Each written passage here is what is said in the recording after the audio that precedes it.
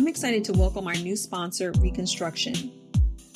You all know that What is Black's mission is to help raise healthy and thriving Black children. And one way to do this is through education. For many of our youth, they aren't taught about Black culture, Black people, or their contributions to American and world history.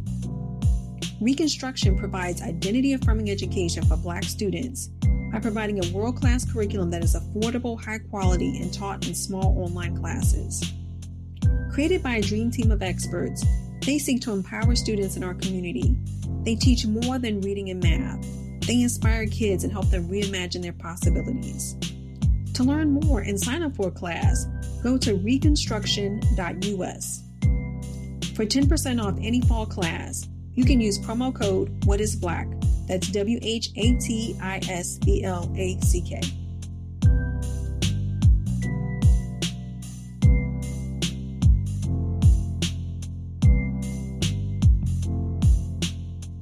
Last season, we discussed reimagining systems and institutions to better serve families raising Black children and teens. This season, we're pivoting. Over the break between seasons 3 and 4, I thought more about the why of starting the podcast and eventually an entertainment media company with the same name. I learned my why is grounded in story. I want to create and amplify the stories for and by Black people. Each of us has a story. What is Black is a question that each of us can answer uniquely. How we answer it is our story to tell. So welcome to season 4. Welcome to What is Black, a podcast centering the stories of Black people and culture to help raise affirmed, empowered, healthy, and thriving Black children and teens.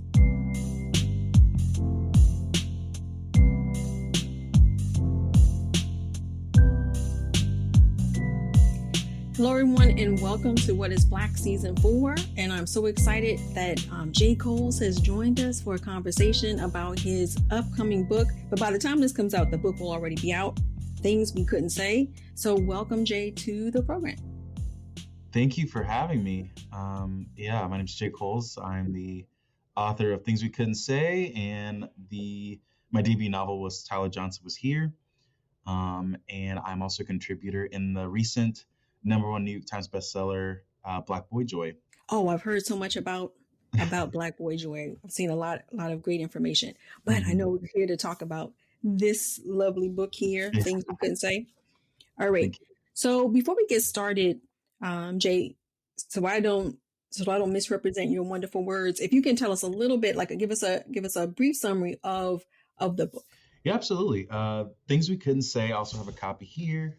I have the hard cover, which is so lovely. I love the little the gold like teardrops or raindrops on the cover of the book.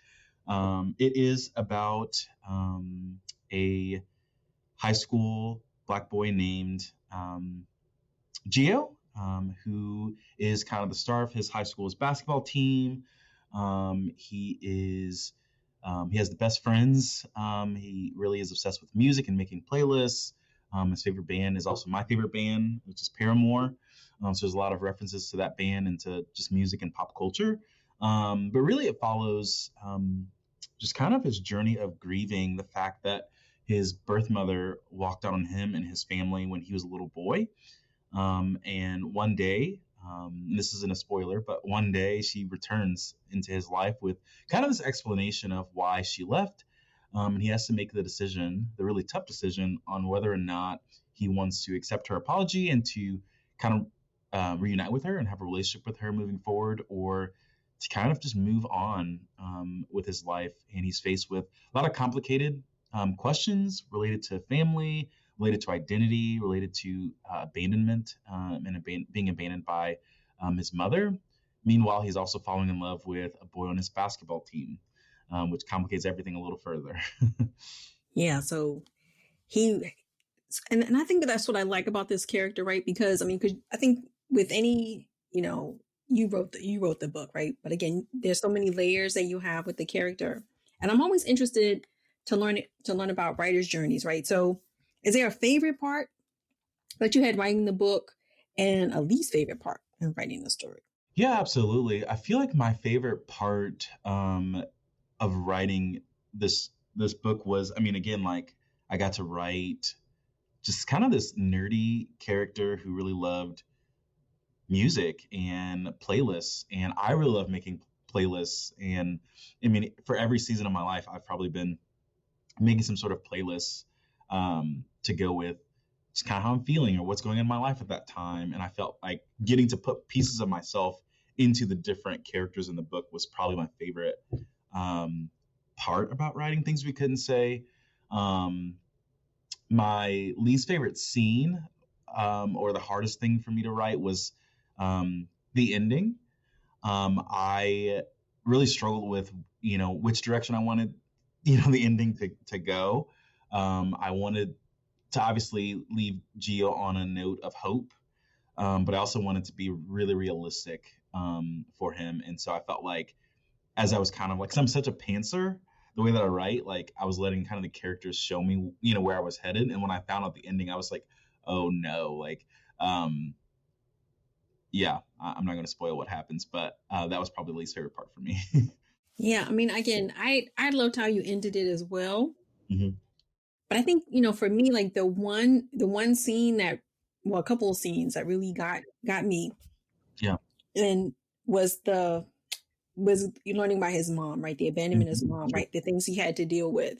Mm-hmm. And in some ways that was really personal for me. I mean, my personal experience as I got older, learning about my biological father. I mean, I didn't have the relationship that Gio had in the book, right? But it's like it's an enduring thing, right? If there is someone, this bond, right? This that you're supposed to have, right? A father daughter or daughter son bond, and then someone breaks that trust, right? Breaks that, and so I just, for me that was like, oh my God, that hit home for me, right? Yeah, I'm glad.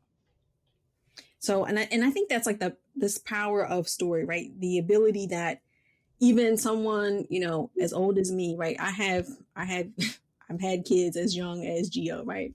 Sure. So being a mom, and then just kind of even having like this generational relationship to the book, even though I'm not a teenager, but I could still find things that related to my personal story. No, that's awesome. I mean that I feel like that is the goal for writers, especially the goal of like young adult writers is to write a story that's like incredibly timely and relatable for our primary audience, obviously for young adults, but also for like people of all ages are reading YA these days. Adults, people in their 30s, 40s, 50s, and up, and even some middle graders are reading young adult, and so writing stories in a wide range of characters in things we couldn't say was important to me. I wanted not only the teenagers in the book to be important, but also like Gio's little brother, and the parents as well, and the older people as well. Yeah, I think you really create like a real like relatable characters, right? And even the arc of many of the characters, they intersect at some point, and I think I'm not giving away any spoilers, but I think there's a lot of parallels, right, between Gio and his friends and their experiences, and you kind of create like a really broad view, and kind of take a deep dive into their personal lives, which I think is really great. Again, going back to that layering. Mm-hmm. Yeah, thank you. Yeah, I mean that was really important to me. I hate reading stories where like the side characters feel like super flat and unrelatable, or they're there for like one specific purpose and that's it, right? Like whether that's comedic relief or this is just a side token black friend, like that kind of thing. Like I wanted to actively avoid those things in writing things we couldn't say. And that's definitely like, even if I'm being honest about my journey as a writer, it's like an area of growth for me, like compared to like my debut where I felt like, like looking back, one thing I would change about my debut is like rounding out my characters a little bit more, especially those side characters. Mm-hmm. Well, I think you did you did a great job with this one. And I know you'll have more opportunities to do that. Mm-hmm. But I did want to circle back again, like we talked about this complexity and layering and this well-roundedness of your characters and the real life issues, right, that are faced by your main protagonist as well as the friends. And so, and and how you write a story, to make it both relatable and dealing with difficult topics. I was curious. I was wondering, do the issues faced by the characters come first, or is it the story first? Or maybe Mhm. are they the same? Yeah, that's an interesting question. I don't know if I've ever thought about it in those kinds of ways, but I find it really interesting.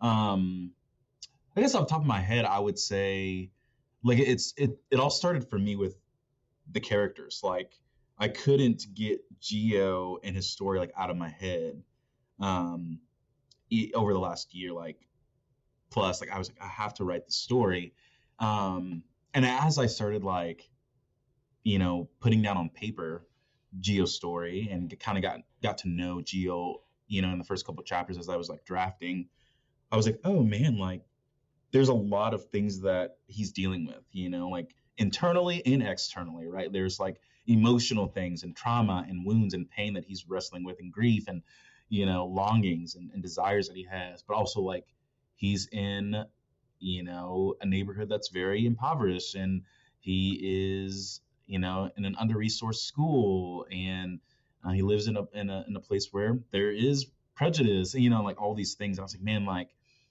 I don't want to ignore those things when I'm writing his story. Like, despite those issues that kind of like are like side things that he has to navigate, like even though those aren't like the focal point of the story, I still wanted to like write those with care and make sure that I address them instead of saying, "Oh, here's a thing," like he's just gonna ignore it, kind of thing. But I felt like it was very important, even going back to being able to like write well-rounded characters to show how realistic it is for, yeah, like we're all going through things like just like we all don't have this one thing that we're dealing with. We have so many other things, big and small that we're wrestling through, and so I wanted that to be true for my characters as well. Yeah, I mean, I think, again, the way, again, the arc of the book, right, beginning to end, I feel like it's a snapshot in time, right? Mhm. And, I'm just thinking myself, like, I mean, if you could capture a snapshot in time, right, of yourself as, 17, right? You think about, does that also infuse your story, right? Do you ever think in terms of snapshots? I mean, I don't think I do. I mean, I think in some ways I do, but not consciously think of it, right? Because I think about, oh, especially having a teenage son, like when I go to when we visit him at college, like I'll have flashbacks, like, oh, when I was in college, and my experiences, right? So that's my snapshot in time and all the stuff I dealt with. And again, I love that in the book, right? You can, but I don't know. I was just thinking as you were mentioning, Yeah. your story, the character kind of coming first. Yeah, absolutely. I mean, and I feel like I had several of those moments, right? Like as I was writing the story, those kind of snapshot moments. I mean, I don't know if you know this, but I mean, the high school that Gio goes to in the book was the high school I went to, and he lived in the same side of town I lived in, and like all these things. I was like, oh yeah, like like it was very easy for me to be like, oh, I remember when I was at that school and like, I had this teacher who said this to me, and now Gio has a teacher that's saying a similar thing, like, and it was just really, really interesting just to have those moments where I'm like kind of reminiscing and looking back and also like seeing the ways that I've been shaped by the experiences I had that are similar to the ones that Gio has. All right, so Gio may grow up to become a Yeah. fence Yeah. or whatever he aspires to be. Because I think right now, I mean, I'm trying to be more conscious of when I meet young people, because I always, always tell people like I'm a pediatrician, so I see a lot of young people Nice. every day, and so especially when I have a high school student or a senior, I'm saying like I'm hesitant to say, oh, so what do you want to be when you grow up, right? I'm like, oh, what are your interests are, right? So I'm just Yeah. really trying to find about the person and not an expectation, not Yeah. chasing I like that. expectation. Yeah. But but again, reading books like yours, I was just thinking, it's very helpful.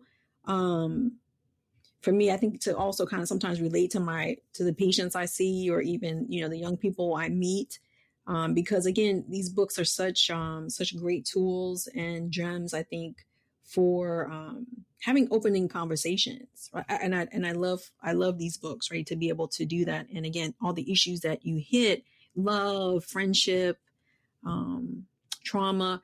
I mean, all those are very, very real, right? Yeah. And occurring for a lot of kids. Yeah, for sure. And I think like, I mean, so I've spent a lot of time like in the classroom. Like I've spent a Mhm. lot of time with middle schoolers and young adults in high school. And I know like, just hearing their stories that there's often, unfortunately, like a lot of deeper things that are going on at home or in their lives that like they don't feel the freedom to like share or to talk about, because unfortunately with the way that our school system is set up, like there's not a whole lot of space for those kinds of stories to be told or to be talked about. Not every student is enrolled in counseling or anything like Yeah. that. And so I felt like, yeah, like I wanted to, it's very important to me to write about like childhood wounds and childhood trauma that might sometimes be hidden, like even though there's no like abuse per se, because I think that's some of the things that we think about when we think about trauma or Yeah. like different forms of abuse. I wanted to talk about trauma that might be a little hidden or a little like um something you can't really see, that's not really tangible, like the fact that this kid, when he was just 8 or 9 years old, was abandoned by his mom, and that has affected him in ways that he doesn't even imagine until like he kind of snaps, Yeah. um, Yeah. and so I wanted to talk about it because I mean I've heard stories like that from kids in middle school, Yeah. and I'm like, man, like I want to write a story where you can feel like, oh, you can feel seen, because of that. So What I also like as well, are the other characters, the adult characters, that are in Gio's life as well, that provide um, some some solitude, some a place to kind of help him, kind of deal, right.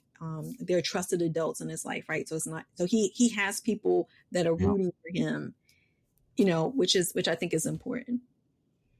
yeah, for sure. I am a part of this like non-existent movement to include the parents and the parental figures and the guardian figures like in YA, because I feel like for a long time in YA we've kind of been in this like mentality that like, oh, it's best to get the parents out of the picture as Mhm. quickly as possible so we can only focus on the protagonist who's a young adult. But I was like, man, like there's so much storytelling to be done, by including the parents as main characters too, Mhm.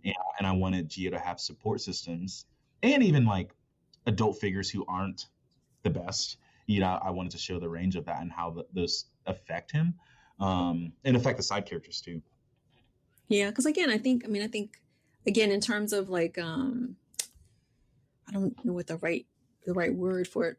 Hmm. I was gonna say foils, I guess might be the right word, right? Just someone to play off of, right? Because I think even in real life, right, when we have relationships, right, those relationships, good, bad, and different, they shape who we are, and Yeah, especially those formative years really shape who you can become or can squash you, right, and just like you said, either make you unseen or make you feel seen, right, and that right. all the difference that when someone sees you, and again when you, and then I think the other beautiful thing too, right, is the intention of the like you said, the cover art, right, Hmm.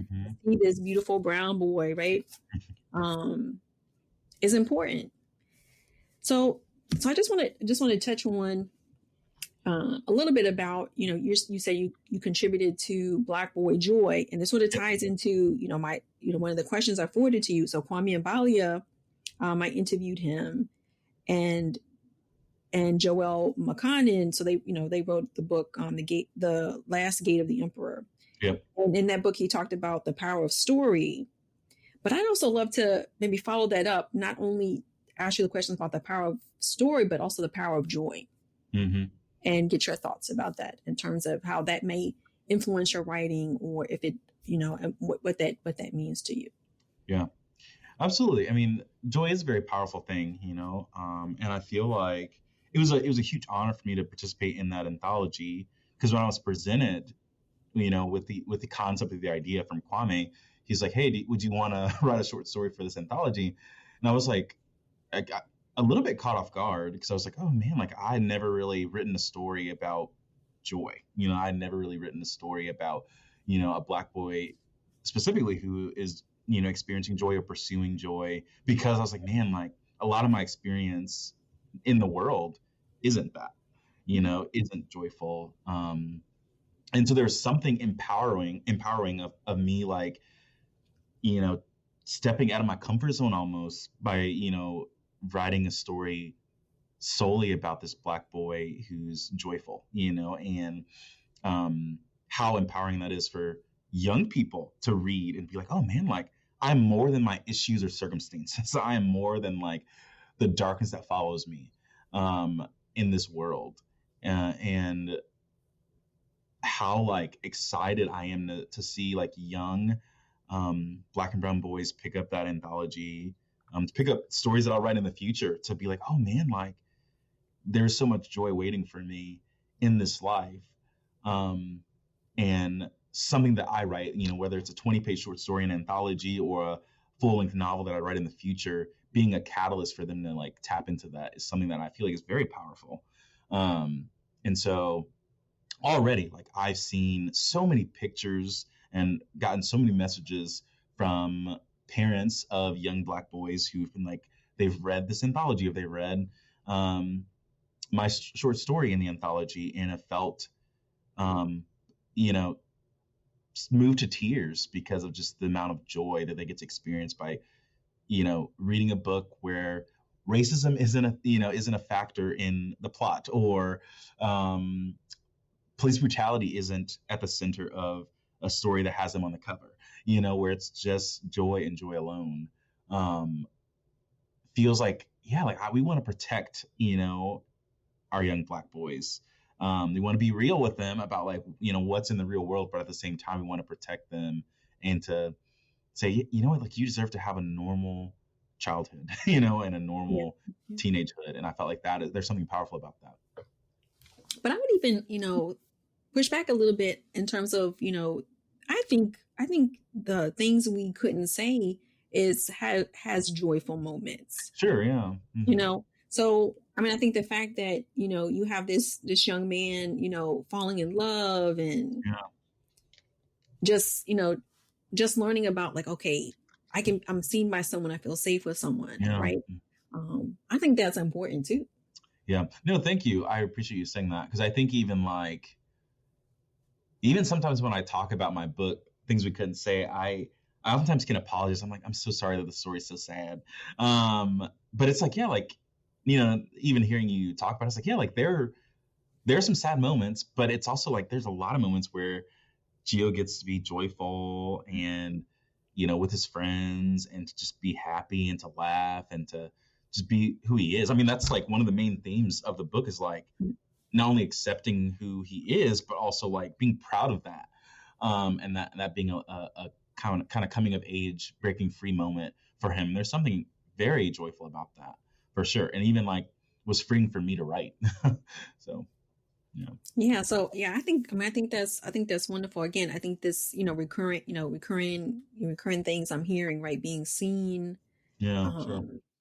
There's a reality that you deal with, but there's also, again, the support that he does have, so that he can be his best self, right? Exactly. And he's learning to do that. I think as most adolescents are doing. So, it's very real, Right. Yeah. which is great. So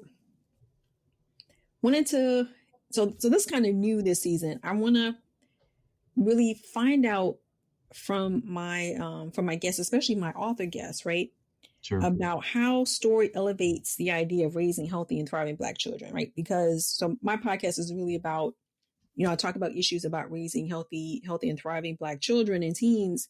And I love to speak with authors because, again, I think being a mom and being a pediatrician, right, this is a tool I can tell parents, right? If you're having a hard time having conversations, you can pick up a book, right? And then sort of maybe go through the characters, kind of role play through the characters, and try to find some points of interest and conversation. So I was just wanting to get your thoughts about how you think story can elevate this idea.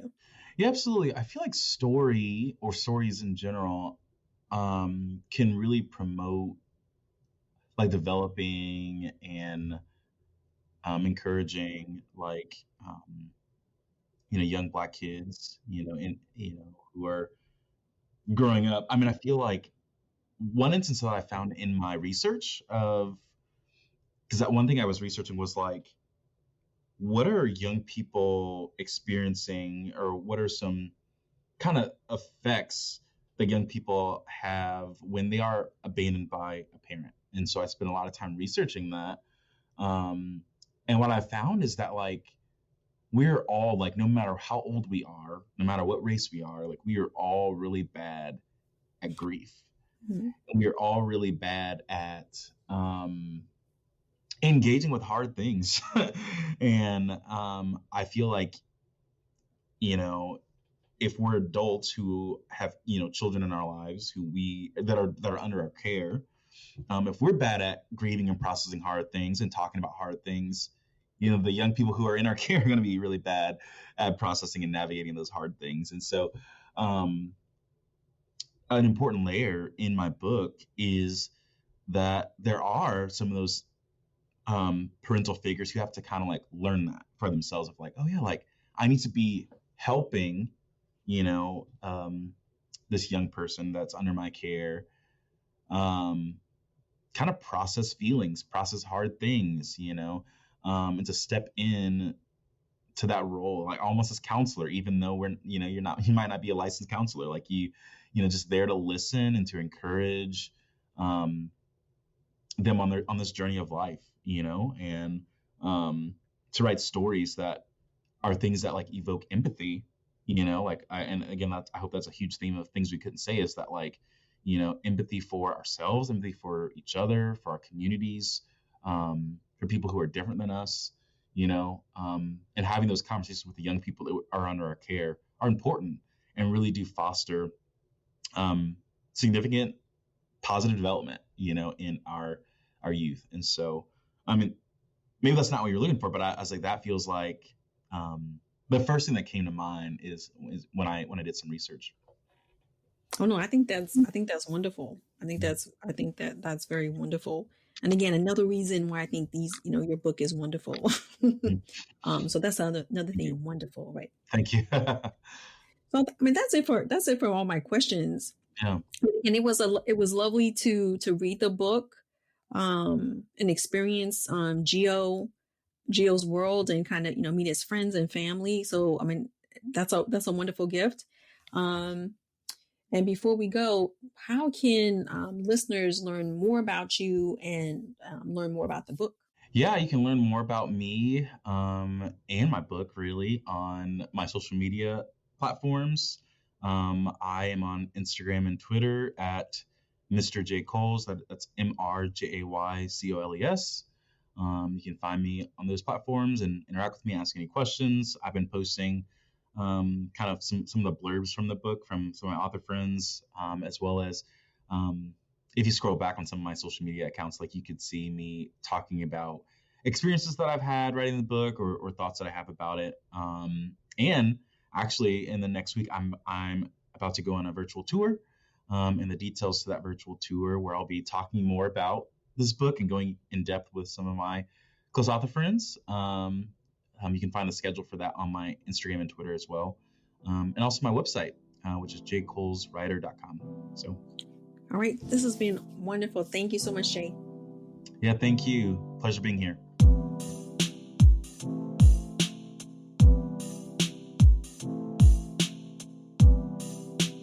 Thanks for listening. Music and editing for this episode by Manni Simon. We want to grow our community, so please tell a friend about the podcast and let them know that they can subscribe to the podcast wherever they listen to podcasts. Check out our website at whatisblack.co to learn about our work and to sign up for our newsletter to stay up to date about our exciting projects, like our upcoming documentary, Reading in Black, celebrating Black children's literature. Until next time, wishing you peace, wellness, and joy, and a reminder that you're seen and matter.